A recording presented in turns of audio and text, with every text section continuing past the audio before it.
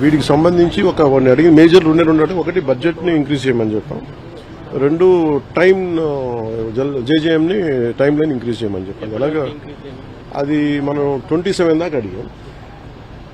అది ఇప్పుడు రేపు అన్ని రాష్ట్రాలకి ఇది అవసరం, పూర్తి అనుకున్న నిర్ణీత వ్యవధిలో అవ్వలేదు, అందుకని వాళ్ళు అది చేస్తానని చెప్పి అది ప్రధానమంత్రి గారు నిర్ణయం తీసుకోబోతారు. రేపు పొద్దున కలిసిన ప్రధానమంత్రి గారిని వారికి తెలియజేస్తాను. లేదు, నేను మాట్లాడేది ఇప్పుడు మన ముఖ్యమంత్రి గారే మాట్లాడతారు.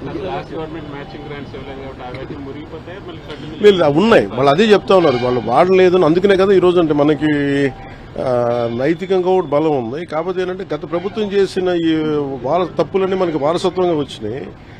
అది వాళ్ళు చేసిన తప్పులకి ఈరోజు మనం మాట పడాల్సి వస్తుంది, మాట పడుతున్నాం. ఎందుకంటే ప్రజలకు ఇచ్చిన ఇది ఇంకొక ఆల్రెడీ మనం ఇంకొక 2-3 వారాల్లో దీనికి కంప్లీట్ డీటెయిల్ ఒకటి చేస్తున్నాం. జేజేఎంకి సంబంధించి డిపిఆర్ కూడా ఒకటి చేయాలి. ఇవన్నీ ఒక 2-3 వారాల్లో అయిపోతుంది. ఈరోజు అంటే మన వైస్ ప్రెసిడెంట్ గారిని కలుస్తాం సాయంత్రం, అలాగే రైల్వే మన మినిస్టర్ గారిని కలుస్తాం, ఫైనాన్స్ మినిస్టర్ గారిని మన నిర్మలా సీతారామన్ గారిని కలుస్తాం.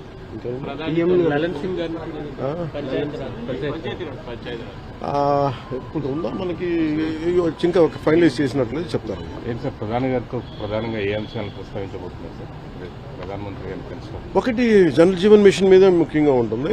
అంటే ఎందుకంటే ప్రధానమంత్రి గారి కోరిక, ఆయన కళ ఇది, ప్లస్ ప్రతి ఒక్కరికి రక్షిత మంచినీరు ఇవ్వాలని, దానికి మేమందరం కమిటెడ్ గా ఉన్నాం. అందుకనే ఒక మోడల్ స్టేట్ గా చేయాలనేది ఆయన నా అభిప్రాయానికి తెలియజేయడానికి.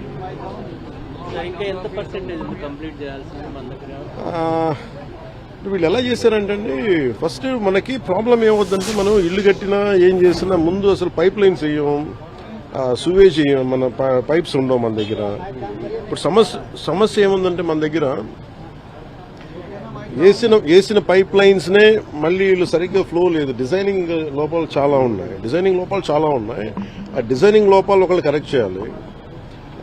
అలాగే మనం అలాగే డిజైనింగ్ లోపాలతో పాటు ముఖ్యంగా ఏంటంటే ఈ వాటర్ ప్రెషర్ ఒకటి సరిపోతుంది. ప్రతి ఒక్కరు ఇండివిజువల్ హౌసెస్ వాళ్ళు ఓన్ మన మోటార్లు పెట్టి లాగేస్తా ఉన్నారు, మిగతా ముందుకెళ్లే వాళ్ళకి రావట్లేదు, కొంచెం హైట్ లో ఉండే వాళ్ళకి రావట్లేదు. ఇవన్నీ చాలా పారామీటర్స్ కన్సిడర్ చేసి మనం భవిష్యత్తుకు ఆలోచించాలి. అందుకని వీటి మీద నేను ముందు నుంచి రివ్యూస్ చేస్తున్నప్పుడు నేను ప్రతిసారి ఇదే చూస్తా ఉన్నాను.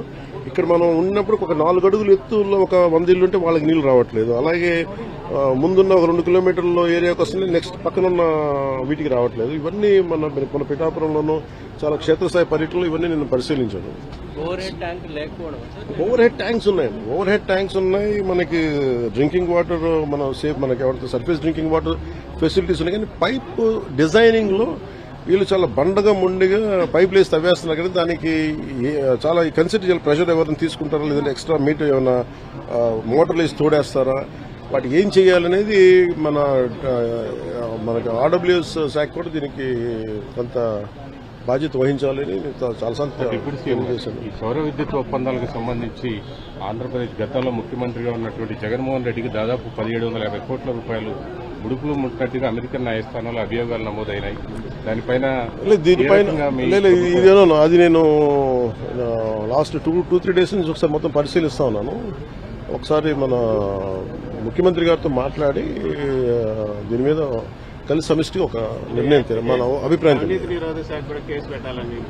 వీటన్నిటి మీద ఉన్నాయి డిమాండ్స్, వీటన్నిటి పరిశీలించి దాని వెల్కమ్ దీన్ని తెలియజేస్తాం, మా అభిప్రాయం తెలియజేస్తాం. రాష్ట్రంలో రోజుకు కుంభకోణం బయటపడతాం.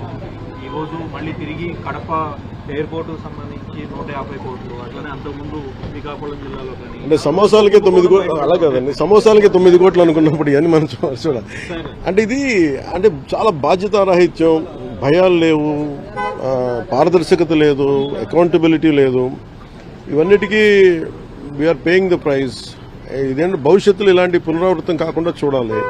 ఒకటి వాళ్ళు చేసిన దానికి వాళ్ళని అకౌంటబిలిటీ తీసుకురావడం, 2 భవిష్యత్తులో ఇలాంటి పునరావృతం కాకుండా ఉండటం, వీటన్నిటి మీద ఆలోచిస్తారు. ఆర్జీవీ నోటీసులకి స్పందించకుండా తప్పించుకుని తిరుగుతున్నారు. ఆయన ఒక్కళ్ళే గారు, మిగతా చాలా మంది కూడా విచారణకు రమ్మంటే రాకుండా తప్పించుకుని తిరుగుతున్నారని చెప్తున్నారు. పోలీసులు ఆ విధంగా వాళ్ళు పట్టుకోలేకపోతున్నారా, లేకపోతే ఏంటి అసలు? అంటే చిత్తశుద్ధి లేదా పోలీసులకు వాళ్ళకి అరెస్ట్ చేయడానికి కానీ వాళ్ళు పట్టుకోవడానికి కానీ లేదంటే వాళ్ళకి తిరుగుతున్నారా ఏంటి సార్ అది? Let the police do their job, let me do my job.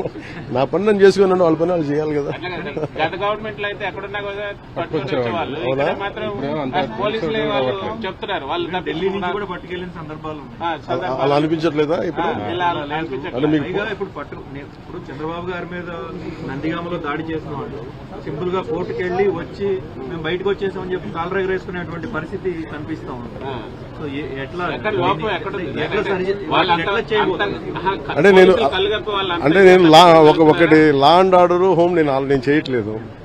So మీరు ఇది అడగాల్సింది మీరు ముఖ్యమంత్రి గారిని అడగాలి. కూటమి ప్రభుత్వం కాబట్టి కరెక్టే. మీరు అలాగే ఇప్పుడు నేను పంచాయతీ రాజ్ గురించి అడిగితే నేను చెప్పగలను. కొన్ని ఇది మా ఇంటర్నల్ గా ఏం జరుగుతుందో ఒకసారి మీరు చెప్పిన అన్ని సమిష్టి బాధ్యత కదా సార్. ఖచ్చితంగా నేనే దాన్ని తప్పించుకోవట్లేదు కదా, కానీ ఒక మాట చెప్పేటప్పుడు కొంచెం బాధ్యతగా చెప్పాలి. సో మీరు మా మీడియా మిత్రులు అడిగారు ఢిల్లీలో, ఇవన్నీ నేను మా ముఖ్యమంత్రి గారి దృష్టికిను హోంమంత్రి గారి దృష్టికి తీసుకెళ్తాను. ఏం చెప్పంటారు చెప్పండి, మీ మాటకి నేను తీసుకెళ్తాను ఆయనకి. అంటే మిమ్మల్ని అంత ఇబ్బంది పెట్టినప్పుడు, అంత ధైర్యంగా ఆంధ్ర పోలీసు ఉన్నప్పుడు ఈ రోజు ఆంధ్ర పోలీసు ఎందుకు తట్టుపాయిస్తున్నారు అడగాలి కదా, ఖచ్చితంగా అడుగుతాను.